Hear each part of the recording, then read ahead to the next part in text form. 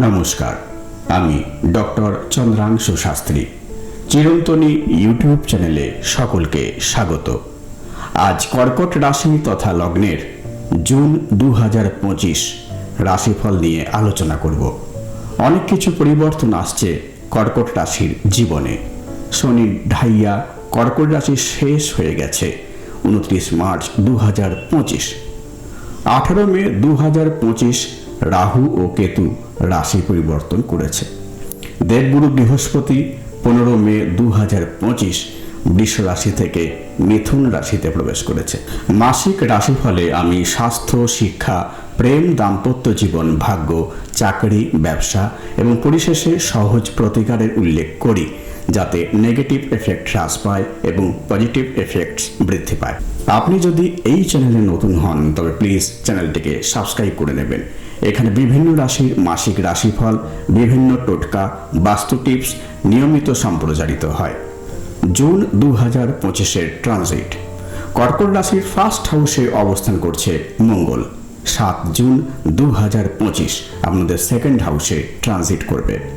Second হাউসে অবস্থান করছে কেতু। 8th হাউসে অবস্থান করছে রাহু। 9th হাউসে অবস্থান করছে শনিদেব। 10th হাউসে অবস্থান করছে শুক্র। 11th হাউসে অবস্থান করছে রবি ও বুধ এবং 12th হাউসে অবস্থান করছেন দেবগুরু বৃহস্পতি। প্রথমেই স্বাস্থ্য। ফার্স্ট হাউস থেকে স্বাস্থ্যের বিচার করা হয়।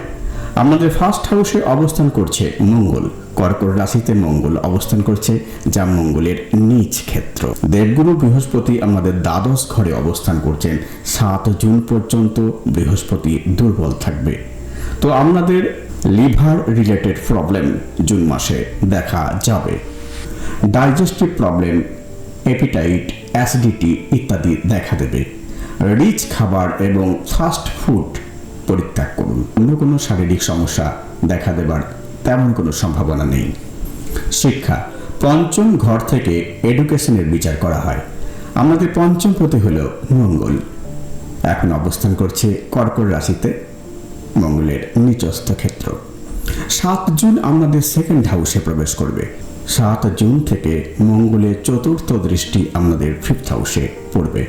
আমাদের সেকেন্ড লর্ড রবি 5th হাউসে দৃষ্টিদান করছে এবং বিদ্যার কারক গ্রহ বুধও 5th হাউসে দৃষ্টিদান করছে। 5th হাউসে এ মাসে কোনো ম্যালেফিক প্ল্যানেটের দৃষ্টি নেই, সুতরাং জুন মাস আমাদের এডুকেশনের জন্য ভীষণ ভালো সময়। 7 জুন থেকে অতি শুভ হবে, কারণ পঞ্চমপতি মঙ্গলের দৃষ্টি পঞ্চমে পড়বে। এ মাসে গভর্নমেন্ট কম্পিটিটিভ এক্সাম বা যে কোনো এক্সামে সফল হওয়ার উৎকৃষ্ট সময়। এ মাসে আপনাদের পড়াশোনায় অধিক মনোযোগ থাকবে। পঞ্চমপতি পঞ্চমে দৃষ্টিদান এডুকেশনের জন্য অত্যন্ত ভালো যোগ। লাভ রিলেশন। 5th হাউস থেকেই বিচার করা হয় লাভ রিলেশন। কর্কট রাশির পঞ্চমপতি হল মঙ্গল। মঙ্গল 7 জুন পর্যন্ত নিচস্থ থাকবে, অর্থাৎ 7 জুন পর্যন্ত লাভ রিলেশনের ক্ষেত্রে সমস্যা থাকবে, তর্কাতর্কি হবার সম্ভাবনা যথেষ্ট রয়েছে। এরপর মঙ্গল যখন আপনাদের সেকেন্ড হাউসে প্রবেশ করবে তখন থেকে প্রেম সম্পর্ক ভালো যাবে। তবে সেকেন্ড হাউসে মঙ্গল অবস্থান করলে আপনি নিজে কথা বলতে শুরু করবেন। প্রেমিক বা প্রেমিকাকে কথা বলার ক্ষেত্রে কোনো সংযম থাকবে না, স্ট্রেট ফরওয়ার্ড হয়ে যাবেন। ফলে আপনার কারণে লাভ রিলেশনের ক্ষেত্রে ঝগড়া সৃষ্টি হতে পারে, তবে সম্পর্ক পরে স্বাভাবিক হয়ে যাবে, ভেঙে যাবে না।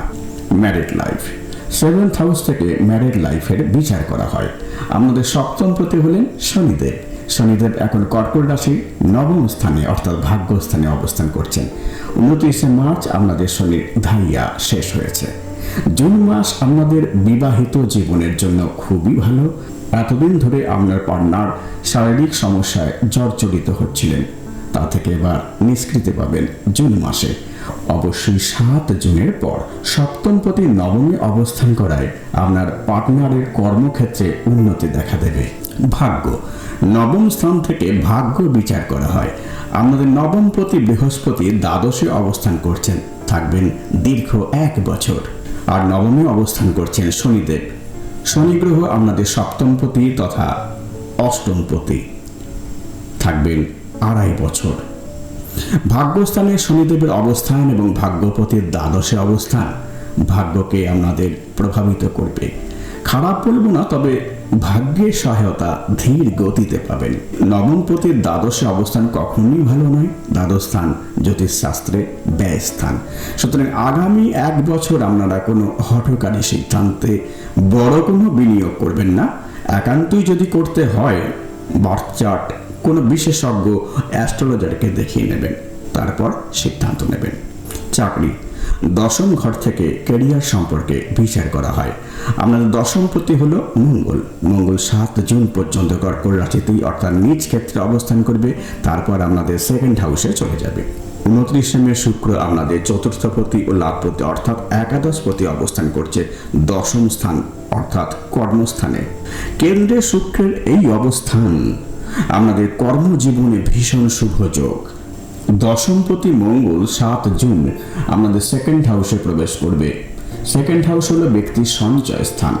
সেকেন্ড হাউসে দশমপতির অবস্থানের অর্থ কর্মের মাধ্যমে আয়ের ফলে সঞ্চয় বৃদ্ধি। রবির ক্ষেত্রে মঙ্গলের অবস্থান আপনারা কর্মের মাধ্যমে জনপ্রিয়তা অর্জনে সক্ষম হবেন।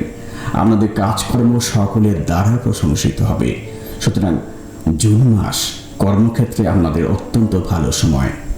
ব্যবসা, 7th হাউস থেকে ব্যবসার বিচার করা হয়। আমাদের 7th লর্ড শনিদেব বর্তমানে 9th হাউসে অবস্থান করছেন অর্থাৎ ভাগ্যস্থানে। শনিদেব আপনাদের ভাগ্যস্থানে প্রবেশ করেছেন। এছাড়া দেখুন আপনাদের যোগকারী গ্রহ মঙ্গল আপনাদের পঞ্চমপতি ও দশমপতি 7 জুন সেকেন্ড হাউসে প্রবেশ করবে এবং তার দৃষ্টি পড়বে আপনাদের ব্যবসা ক্ষেত্রে। সুতরাং জুন মাস ব্যবসা ক্ষেত্রে আপনাদের সেরা সময়। ব্যবসা বাণিজ্যে শ্রীবৃদ্ধি ঘটবে। আপনাদের ভাগ্যপতি বৃহস্পতি দ্বাদশে অবস্থান করায় ফরেন ট্রেডের যথেষ্ট উন্নতি আশা করা যায়। অষ্টমে রাহুর অবস্থান অর্থাৎ সপ্তমের দ্বিতীয় রাহুর অবস্থান আপনাদের ব্যবসা ক্ষেত্রে আয় বৃদ্ধি করবে। জুন মাসে আপনারা ব্যবসা ক্ষেত্রে প্রচুর মুনাফা লাভ করতে সমর্থ হবেন। তবে কোনো কোম্পানির সঙ্গে ট্রেডিং কোনো চুক্তি বা ইনভেস্টমেন্ট নিয়ে দ্রুত কোনো সিদ্ধান্ত নেবেন না। ভেবে চিন্তে তবেই সিদ্ধান্ত নেবেন। প্রতিকার, প্রতি সোমবার ও শনিবার সকালে স্নানের পর শিবের অভিষেক করুন। মন্ত্র ওম নমঃ শিবায় 108 বার। প্রতি মঙ্গলবার সকালে স্নানের পর উচ্চারণ করুন ওম অং অঙ্গারকায় নমঃ।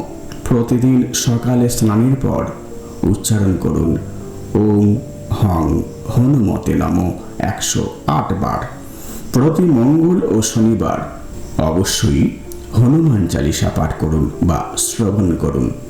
প্রতিদিন সকালে স্নানের পর 108 বার উচ্চারণ করুন ওম ব্রিং বৃহস্পতির নমঃ।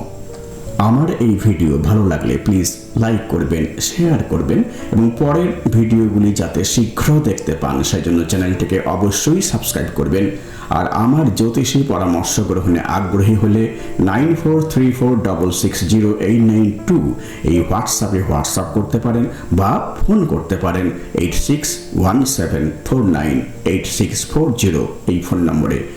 আজ এই পর্যন্ত, দেখা হবে পরের ভিডিওতে। ধন্যবাদ।